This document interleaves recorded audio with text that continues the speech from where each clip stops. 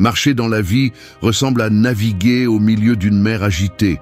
Les vagues frappent sans relâche, le vent change sans prévenir, et tu ne pourras jamais décider à quel point la tempête sera forte. Cependant, ce que tu peux faire, c'est ajuster les voiles de ton bateau. C'est la véritable différence entre sombrer dans le chaos ou avancer avec détermination. La force ne réside pas dans le contrôle de l'incontrôlable, mais dans la maîtrise de la manière dont tu réagis à ce que tu dois vivre. Le stoïcisme est cette boussole qui te rappelle où se trouve ton véritable pouvoir.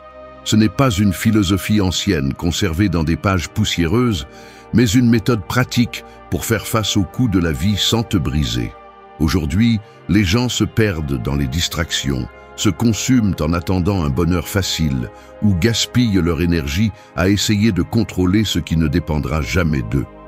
Cette erreur est ce qui éteint la clarté, la force et la sérénité qu'ils recherchent tant. Cette vidéo ne prétend pas te donner de jolies phrases pour passer le temps.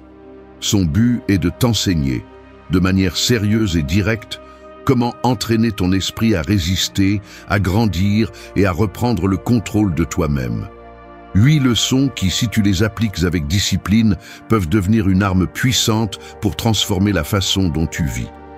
Reste jusqu'à la fin, car ce que tu découvriras ici n'est pas un réconfort éphémère, mais une façon de vivre capable de te redonner la liberté intérieure et de continuer ta vie de la meilleure façon possible. 1.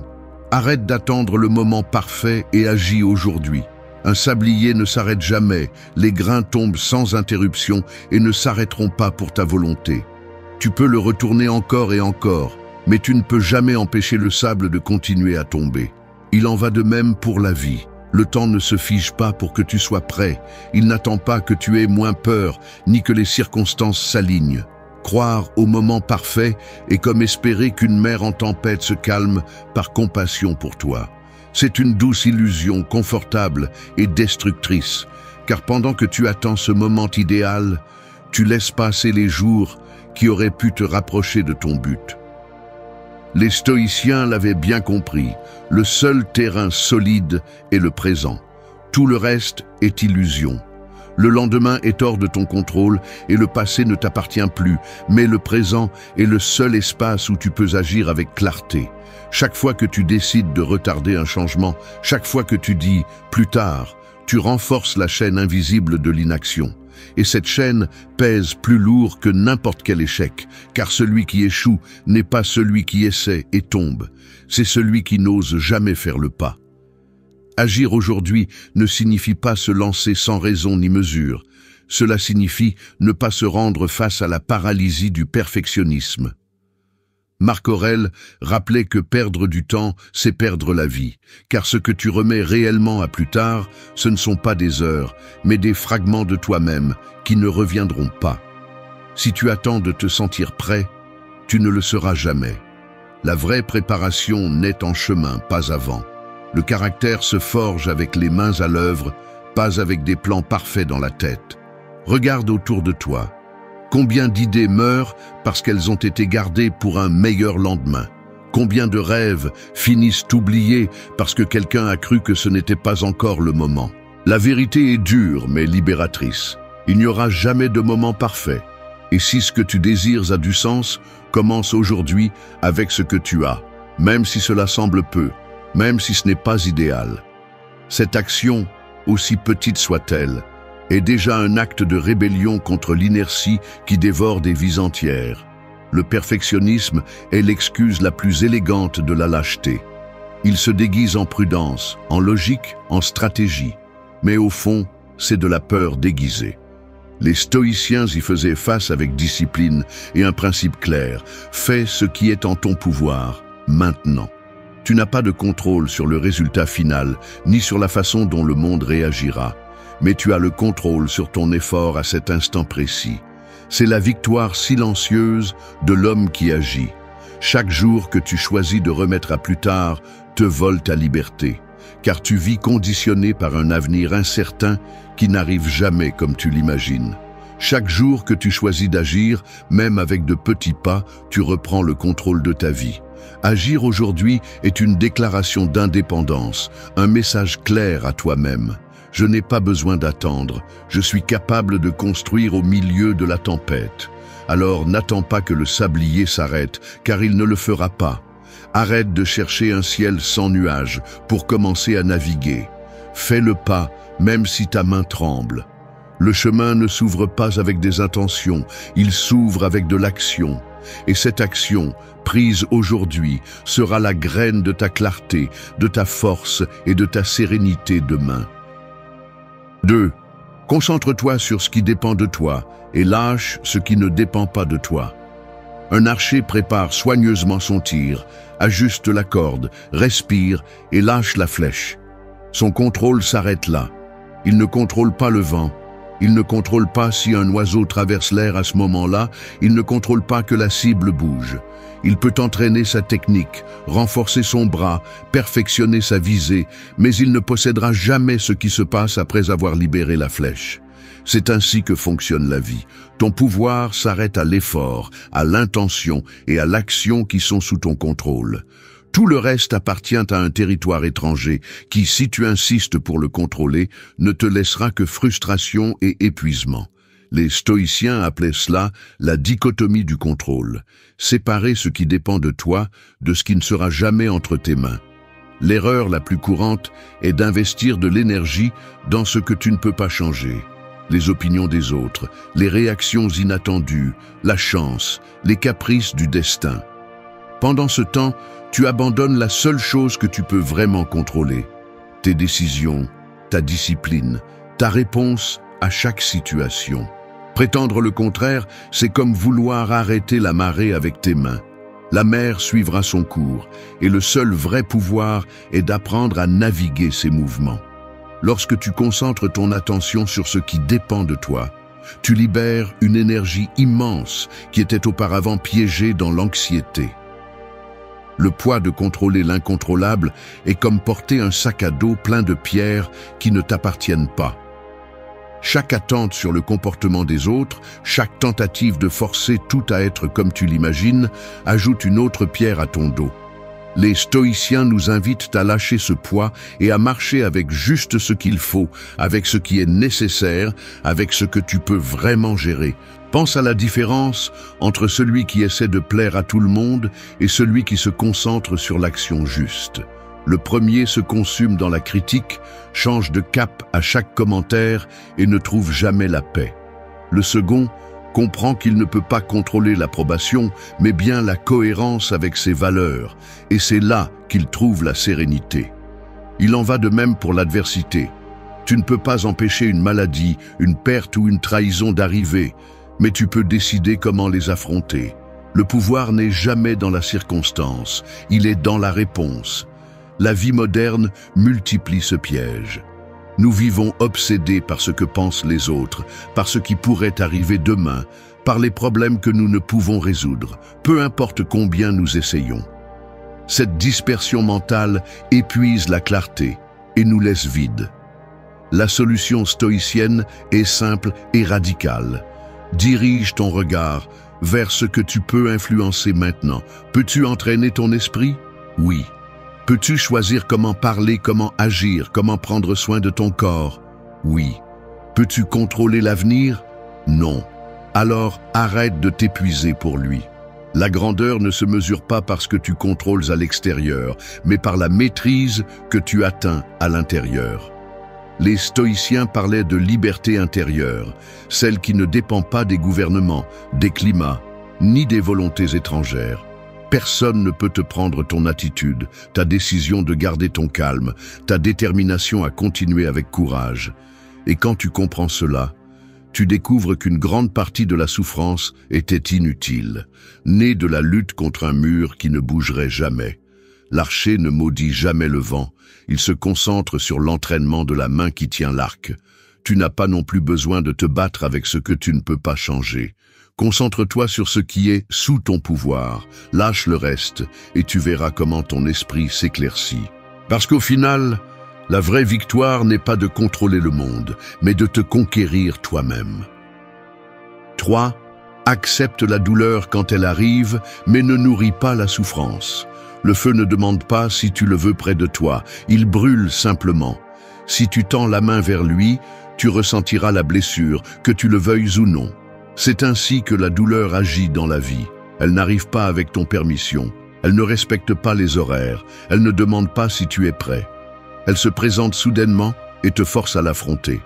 Prétendre une existence sans douleur est une illusion dangereuse, car la vie, avec toute sa beauté, est aussi faite de pertes, de coups, de déceptions et d'épreuves. La douleur est inévitable, mais ce que tu peux éviter, c'est de la transformer en souffrance. Cette différence est ce qui définit si tu sors renforcé d'une situation ou si tu finis par te briser intérieurement. Les stoïciens ont bien compris que la douleur fait partie naturellement du chemin, mais que la souffrance est une construction mentale qui dépend de toi. Marc Aurèle a écrit que si tu es affligé par quelque chose d'externe, la douleur n'est pas due à la chose en soi, mais à l'interprétation que tu en fais. C'est là la racine de tout. La douleur est la blessure, mais la souffrance est l'histoire que tu te racontes autour de cette blessure. Quand tu répètes sans cesse « Pourquoi moi ?», quand tu nourris la blessure avec des lamentations et des pensées circulaires, tu prolonges un état qui n'avait pas besoin de durer si longtemps. Accepter la douleur n'est pas synonyme de résignation ou de froideur, mais de lucidité. C'est reconnaître que la vie ne se plie pas à tes désirs et qu'il y a des moments où il ne reste plus qu'à supporter le coup. Le stoïcien ne cherche pas à éviter la douleur, car il sait que ce serait lutter contre l'impossible.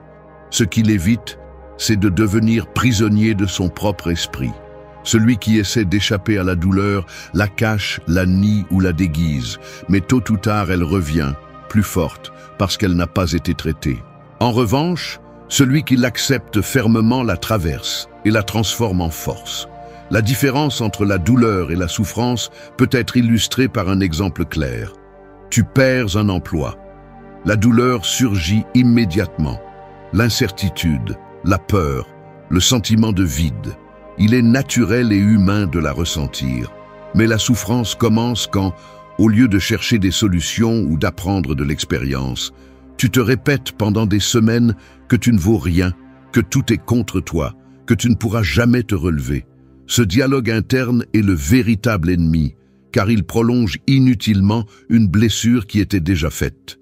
Les stoïciens parlaient de l'importance de séparer l'inévitable de l'optionnel. La douleur appartient à l'inévitable, elle fait partie de la condition humaine. La souffrance, en revanche, est optionnelle, car elle dépend de ta participation. Épictète le résumait dans un enseignement radical. Ce ne sont pas les choses qui nous blessent, mais l'opinion que nous avons d'elles. Si tu adoptes une vision claire, tu peux ressentir la douleur sans te noyer dans la boue de la souffrance. Accepter la douleur signifie aussi lui donner un sens. La tristesse utile enseigne, te rend plus conscient, te montre ce que tu valorises et ce que tu as besoin de renforcer. La tristesse toxique, en revanche, t'enferme seulement dans une boucle sans issue. Savoir les distinguer est un entraînement nécessaire. La douleur que tu acceptes peut devenir ton maître, celle que tu rejettes devient ton bourreau. La vie moderne, avec sa hâte et ses promesses de bonheur constant, a généré une intolérance à la douleur. On nous a fait croire que ressentir de l'inconfort est une erreur, que la tristesse doit être éliminée immédiatement. Mais les stoïciens savaient que sans douleur, il n'y a pas de croissance, que sans coup, il n'y a pas de résistance. La souffrance surgit lorsque nous exigeons de la vie qu'elle soit seulement lumière et que nous rejetons les ombres qui la rendent complète. 4. Transforme chaque obstacle en une opportunité de croissance. Un mur devant toi peut être vu de deux façons. Pour certains, c'est une fin, une limite insurmontable qui leur vole toute leur force. Pour d'autres, c'est un gymnase déguisé, un mur contre lequel s'entraîner à la résistance, à la patience et à la ruse. La différence ne réside pas dans le mur, mais dans la façon dont tu le regardes. C'est le cœur du stoïcisme. Les obstacles ne sont pas des punitions, ils sont la matière première pour grandir. Ils sont l'épreuve qui te force à développer des muscles qui autrement n'apparaîtraient jamais. Marc Aurèle l'a exprimé avec force. Ce qui se met en travers de la route devient la route. Chaque adversité peut se transformer en outil si tu décides de l'utiliser comme tel. L'erreur commune est de supposer que les problèmes sont des ennemis. En réalité, ce sont des entraîneurs inconfortables qui te forcent à découvrir des ressources internes que tu ignorais. La douleur physique enseigne au corps à se renforcer. De la même manière, l'obstacle mental enseigne à l'esprit à être plus clair et résistant. Si tu fuis, tu n'apprends jamais. Si tu l'affrontes, le mur devient une échelle.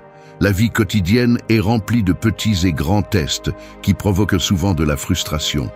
Le trafic insupportable, la maladie inattendue, la trahison d'un proche, la perte d'un emploi.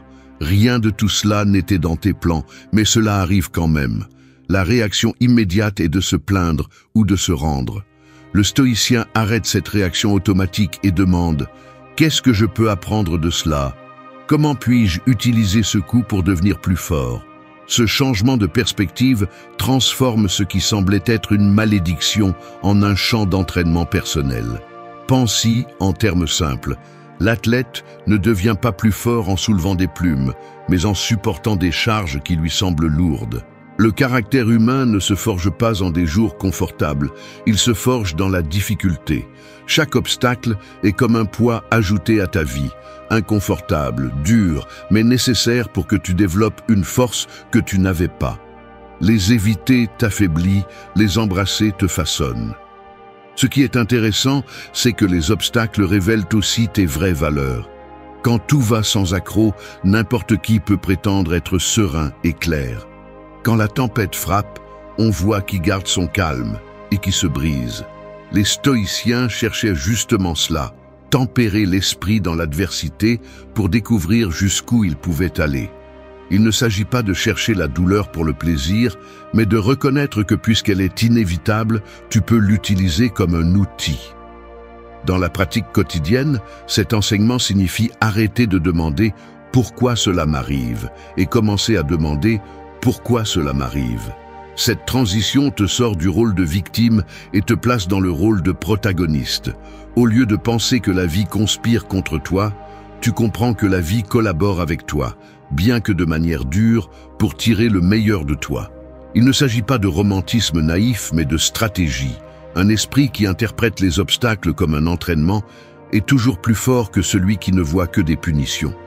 En transformant un obstacle en opportunité, tu ne nies pas la difficulté, tu transformes ta relation avec elle. Le mur est toujours là, mais il devient maintenant un outil. La maladie peut être l'occasion de prendre davantage soin de ton corps et d'apprécier la santé. La perte peut être l'occasion de développer la résilience et la gratitude. L'échec peut être le terrain fertile d'un nouveau départ avec plus de sagesse. Chaque obstacle contient en secret une graine de croissance. 5. Embrasse ta vulnérabilité et utilise-la comme source de force authentique. Un verre semble fragile parce qu'il peut se briser facilement, mais c'est précisément dans sa transparence que réside sa puissance. Il permet de voir à travers lui, laisse passer la lumière et connecte ce qui est à l'intérieur avec ce qui est à l'extérieur. Il en va de même pour la vulnérabilité humaine. Nous avons tendance à la confondre avec la faiblesse, avec une fragilité dangereuse, alors qu'en réalité, elle peut être l'une de nos plus grandes forces si nous la comprenons bien. Se montrer vulnérable ne signifie pas se rendre, ni s'exposer sans défense. Cela signifie accepter ce que tu es sans masque et transformer cette acceptation en véritable courage. Le monde moderne a vendu l'idée que la force, c'est de ne pas montrer de fissures, que la dureté est synonyme d'invulnérabilité. Mais rien n'est plus éloigné de la réalité.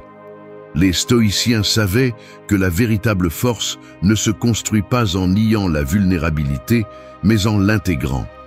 Épictète rappelait que nous ne choisissons pas les circonstances, mais nous choisissons comment les affronter. Et accepter que tout n'est pas sous notre contrôle est le premier pas pour agir avec sagesse. Reconnaître sa propre vulnérabilité est un acte de lucidité, car il te libère de l'illusion d'être intouchable et te prépare à affronter avec plus de clarté les coups inévitables de la vie. La vulnérabilité toxique est celle qui te confine dans le rôle de victime, celle qui utilise la douleur comme excuse pour ne pas avancer, celle qui demande constamment de la compassion sans chercher à grandir. Cette forme de vulnérabilité est une dépendance, une faiblesse déguisée en sincérité. La vulnérabilité saine, en revanche, est celle qui naît du courage de te regarder tel que tu es, d'accepter tes limites et à partir de là de construire une véritable force. Il ne s'agit pas d'exhiber des blessures pour susciter la pitié, mais de les reconnaître pour apprendre à les guérir et à les transformer. En pratique, embrasser ta vulnérabilité signifie oser dire ce que tu ressens sans craindre d'être jugé. Reconnaître quand tu as besoin d'aide sans penser que cela te rend inférieur, te permettre d'échouer sans que l'échec détruise ton estime de toi. Cela signifie arrêter de dépenser de l'énergie à construire une fausse armure et la diriger vers le renforcement de ton caractère. Lorsque tu acceptes que tu peux te briser, tu découvres également que tu peux te réparer. Et cette capacité de réparation est beaucoup plus puissante que n'importe quelle façade rigide. La véritable force naît précisément de cette transparence. Pense à quelqu'un qui a toujours l'air d'aller bien, qui ne montre jamais de fatigue ni de peur. Cette personne peut sembler forte, mais en réalité, elle est piégée dans un masque. Il suffit d'un coup inattendu pour que cette façade s'effondre. En revanche, celui qui a accepté ses fissures, qui reconnaît ses peurs et ses limites, est déjà prêt à résister, car il ne dépend pas d'une illusion. La vulnérabilité le rend flexible, et la flexibilité est ce qui survit aux tempêtes les plus dures. Les stoïciens pratiquaient ce principe en affrontant leurs propres peurs et en acceptant l'incertitude comme partie intégrante de la vie. Ils savaient que la rigidité extrême se brise, tandis que la flexibilité consciente résiste. Montrer sa vulnérabilité, c'est accepter que tu ne contrôles pas tout, que tu peux perdre, que tu peux ressentir de la douleur, et pourtant marcher la tête haute. Ce courage humble est plus puissant que n'importe quelle façade de dureté vide. La prochaine fois que tu penses que te montrer vulnérable est un signe de faiblesse, souviens-toi que c'est dans cette ouverture que se cache ta force. Car le véritable pouvoir n'est pas de prétendre que rien ne t'affecte, mais d'avoir la capacité d'être honnête avec toi-même, de supporter tes fragilités et de les transformer en moteur de croissance. La vulnérabilité bien comprise est la preuve que tu n'as pas besoin d'être invincible pour être fort. Tu as besoin d'être authentique. 6. Fais de tes valeurs non négociables ta boussole dans chaque décision. Les tempêtes les plus dangereuses ne sont pas toujours celles que tu vois à l'horizon, mais celles qui se lèvent en toi quand tu ne sais pas où aller. Dans la vie, ce n'est pas le manque d'opportunités qui fait le plus de dégâts, mais l'absence d'une direction claire. Quand tu n'as pas de valeurs solides pour guider ta route, n'importe quel vent te pousse, n'importe quelle voix externe te confond, n'importe quelle tentation te détourne. C'est pourquoi les valeurs non négociables sont plus que de simples idées. Ce sont des ancres et des boussoles qui maintiennent ta direction quand tout autour semble instable. Le problème de beaucoup est qu'ils changent de principe selon la commodité du moment. Aujourd'hui, ils défendent quelque chose si cela leur est bénéfique. Demain, ils le trahissent si cela les dérange. Cette façon de vivre épuise, car chaque concession détruit peu à peu le respect de soi. Les stoïciens l'avaient bien compris. L'intégrité est la base de la force intérieure. Sénèque rappelait qu'il n'y a pas de vent favorable pour celui qui ne sait pas à quel port il se dirige, et cette phrase résume clairement ce qui se passe quand tu agis sans valeur définie. Les valeurs non négociables ne sont pas des phrases que tu dis pour bien paraître, ce sont des engagements profonds que tu tiens même quand personne ne te regarde. Cela signifie que si ton principe est l'honnêteté, tu ne l'abandonnes pas, même si tu mens par commodité. Cela signifie que si ta boussole est la justice, tu ne fermes pas les yeux quand tu vois une injustice parce que c'est plus confortable pour toi. Cette fermeté ne te rend pas rigide, elle te rend fiable, d'abord pour toi-même et ensuite pour les autres. Vivre avec des valeurs claires n'évite pas les difficultés, mais te donne de la sérénité face à elles. Quand tu sais ce que tu ne vas jamais négocier, les décisions se simplifient. Tu ne perds pas de temps à hésiter entre ce que tu désires et ce que tu dois, car tu as déjà un cadre qui ordonne tes actions. La valeur est de choisir ce qui est juste, même si cela implique des sacrifices, car à la fin, ce que tu perds en confort, tu le gagnes en force intérieure. Le monde actuel promeut le contraire, relativisme, commodité, recherche de raccourcis. On récompense celui qui obtient des résultats, même s'il trahit ce qu'il a dit croire. Mais cette victoire est éphémère, car tôt ou tard, le vide se fait sentir. Les stoïciens enseignaient que la véritable liberté vient de l'obéissance à ta raison et à tes principes, pas à la pression externe ou aux caprices du moment. Celui qui est guidé par des valeurs solides peut perdre des batailles immédiates, mais il gagne la guerre la plus importante, celle de ne pas se trahir lui-même.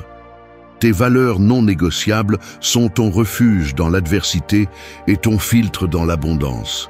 Elles t'empêchent de te corrompre quand tu as du pouvoir et de te rendre quand tu fais face à la douleur. Sans elles, tu es comme une feuille emportée par le vent. Avec elles, tu es comme un arbre qui résiste à la tempête parce que ses racines sont profondes. Fais de tes valeurs ta boussole et ne les change pas par commodité. C'est la différence entre vivre comme quelqu'un qui improvise chaque jour ou vivre comme quelqu'un qui sait qui il est et où il va. Et quand tu réussis à maintenir cette cohérence, tu découvriras qu'en plein milieu de la confusion du monde, tu auras toujours la clarté pour avancer avec assurance. 7. Pratique chaque jour l'art de lâcher ce que vous ne contrôlez pas. L'eau que vous essayez d'attraper avec vos mains s'échappe toujours entre vos doigts. Peu importe la force que vous utilisez, vous ne pourrez jamais la retenir. C'est l'image parfaite de ce qui se passe lorsque vous vous accrochez à l'incontrôlable. Vous investissez de l'énergie, vous vous épuisez, mais à la fin vous restez vide, fatigué et les mains vides. La vie est pleine de ces eaux impossibles à contenir, le passé qui ne revient pas, les décisions des autres, la chance de demain. Les stoïciens ont compris que la sérénité n'est pas atteinte en luttant contre cela, mais en le lâchant fermement, en reconnaissant que la liberté naît lorsque vous décidez de laisser aller ce qui n'a jamais dépendu de vous.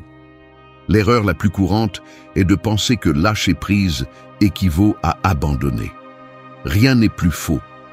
Abandonner, c'est laisser tomber ce qui est entre vos mains, tandis que lâcher prise, c'est avoir l'intelligence de différencier ce que vous pouvez changer de ce que vous ne pouvez pas.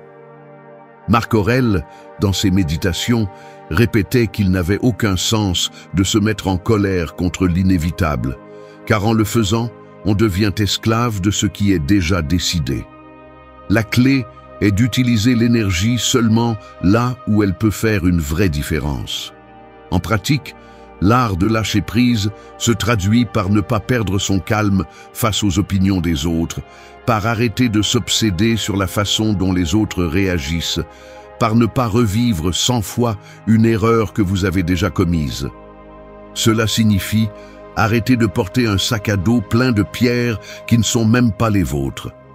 Au début, c'est difficile parce que l'esprit est entraîné à s'accrocher aux souvenirs, aux attentes, à l'idée que si vous pensez assez, vous pourrez peut-être changer le passé. Mais plus vous serrez cette charge, plus vous créez d'esclavage. Les stoïciens proposaient des exercices simples pour entraîner ce détachement. L'un d'eux consistait à se rappeler chaque jour la dichotomie du contrôle. Au réveil, se demander ce qui dépend de vous et ce qui ne dépend pas. Si cela dépend de vous, agissez. Si ce n'est pas le cas, acceptez-le. Un autre exercice était la visualisation négative. Imaginez perdre ce que vous appréciez, non pas pour souffrir à l'avance, mais pour vous rappeler que rien n'est garanti et que votre paix ne doit pas en dépendre. Ces pratiques renforçaient l'esprit, lui apprenant à lâcher prise avant que la réalité ne l'oblige à le faire avec douleur. Pensez à la différence entre deux personnes qui font face à la même perte. L'une s'accroche pendant des années à ce qui n'est plus là, portant la souffrance comme une identité. L'autre, bien qu'elle ressente de la douleur, comprend que retenir l'impossible ne fait que prolonger la blessure, et peu à peu, elle lâche prise, se permettant d'avancer. La vie ne récompense pas celui qui s'accroche le plus, elle récompense celui qui sait libérer et continuer. La société actuelle, obsédée par le contrôle, fait que lâcher prise semble un échec. On nous dit que nous devons contrôler chaque détail, planifier chaque instant, anticiper chaque résultat, mais cette illusion est dangereuse. Personne ne contrôle tout, et plus vous essayez d'en faire, plus vous accumulez de frustration. Le stoïcien ne cherche pas à dominer l'univers, il cherche à se dominer lui-même, et dans ce choix, il trouve un véritable pouvoir. Lâcher prise est un acte de courage parce qu'il vous confronte à la vérité que vous ne possédez pas tout, et pourtant, vous choisissez de marcher avec sérénité. Chaque fois que vous laissez aller une pensée qui vous tourmente, une attente impossible ou une blessure qui ne peut plus guérir comme vous l'espériez, vous récupérez un fragment de votre liberté intérieure. La légèreté mentale ne vient pas du fait d'avoir moins de problèmes, mais de ne pas porter ceux qui ne vous concernent pas. À la fin, la vie mettra toujours de l'eau entre vos mains. Essayez de la retenir et vous perdrez de la force. Apprenez à la lâcher et vous gagnerez en paix. L'art de lâcher prise est l'art de se libérer, et celui qui le pratique. 8. Souviens-toi toujours, tu ne contrôles pas le vent, mais tu peux ajuster tes voiles. Un marin ne peut pas décider où le vent soufflera, ni combien de temps durera la tempête, ni combien de temps la mer mettra à se calmer. Il peut crier, il peut maudire, il peut résister, mais le vent suivra son cours sans lui demander son avis. La seule chose qui est vraiment entre ses mains est la façon dont il place ses voiles. Cette image est l'essence du stoïcisme appliqué. Le monde avance avec des forces que tu ne contrôleras jamais, et prétendre les dominer est aussi inutile que vouloir arrêter une tempête avec tes mains. La sagesse consiste à apprendre à bouger tes voiles, à t'adapter avec clarté et fermeté sans te briser face à l'inévitable. L'erreur la plus courante est de vivre avec l'obsession de vouloir que tout se passe exactement comme tu l'imagines. Tu veux que les gens agissent comme tu l'attends, que les plans se déroulent dans les moindres détails, que la vie obéisse à tes calculs. Et quand cela n'arrive pas, la frustration, la colère, le sentiment d'injustice apparaissent. Mais la vie n'a jamais promis de se conformer à tes désirs. Les stoïciens l'avaient bien compris, tu ne peux contrôler que l'extérieur, seulement ta réponse. La différence entre couler et avancer réside dans la flexibilité que tu as à bouger tes voiles face au vent contraire. Accepter cette vérité ne te rend pas passif, au contraire, elle fait de toi un stratège. Parce que si tu sais que le vent est incontrôlable, tu arrêtes de gaspiller de l'énergie à lutter contre lui et tu l'investis dans ce que tu peux gérer, ta discipline, tes valeurs, tes décisions. C'est là l'essence de la liberté stoïcienne, non pas l'illusion de dominer le monde, mais la capacité de te gouverner toi-même en toutes circonstances. Dans la vie quotidienne, ajuster tes voiles signifie beaucoup de choses. Cela signifie ne pas rester paralysé lorsque les plans changent, mais t'adapter rapidement. Cela signifie ne pas être obsédé par la critique destructrice de quelqu'un, mais décider comment tu la reçois et ce que tu en fais. Cela signifie que si le chemin que tu avais prévu est bloqué, tu cherches une autre direction sans te victimiser. Chaque ajustement de voile est un acte de lucidité qui te rappelle que, bien que tu ne sois pas le maître du vent, tu n'as jamais cessé d'être le capitaine de ton bateau. Les stoïciens pratiquaient ce principe dans tous les aspects de leur vie. Marc Aurèle, en tant qu'empereur, faisait face à des trahisons, des guerres et des maladies, mais il trouvait la sérénité en se rappelant que le contrôle absolu n'existe pas, que sa tâche n'était pas de faire en sorte que tout se passe comme il le souhaitait, mais de répondre avec vertu à ce qui arrivait. Cette même idée peut s'appliquer aujourd'hui. Ton travail peut être instable, tes relations peuvent changer, ta santé peut faillir, mais tu auras toujours la capacité d'ajuster tes voiles et de continuer à naviguer. La majeure partie de la souffrance humaine provient de la résistance à l'inévitable.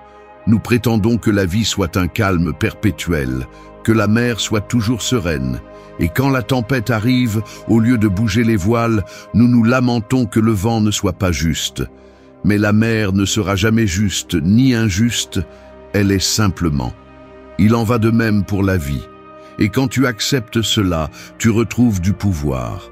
parce que tu comprends que ce qui semble être une adversité peut aussi être un élan, selon la façon dont tu ajustes ton cap.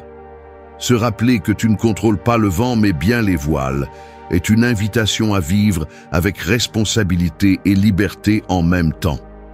Tu n'es pas l'esclave des forces extérieures, mais tu n'en es pas non plus le maître. Ton pouvoir réside dans l'équilibre. Accepter ce que tu ne changes pas et agir avec discipline sur ce que tu peux influencer. Et quand tu parviens à maintenir cette attitude, tu découvriras que même les tempêtes les plus violentes peuvent te mener plus loin, à condition d'ajuster tes voiles avec sagesse.